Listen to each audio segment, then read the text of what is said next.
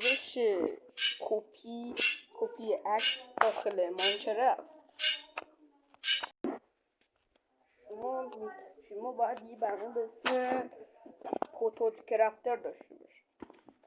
حالا شما میان اینجا یه چیزی اسم کنم، اینو برمیدارم این پر بشه و موقعی که اومد میان روی این کلیک کنید و بیاید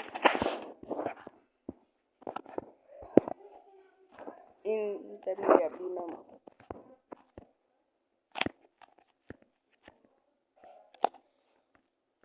بذاره پایین‌تر نبره به بالا.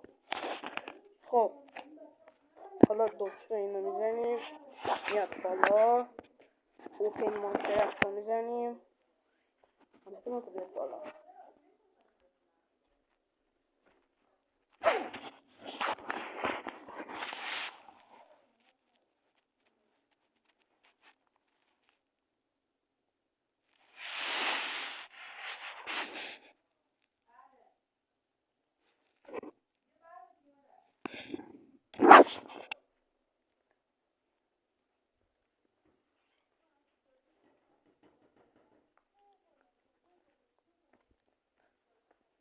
A few inches later.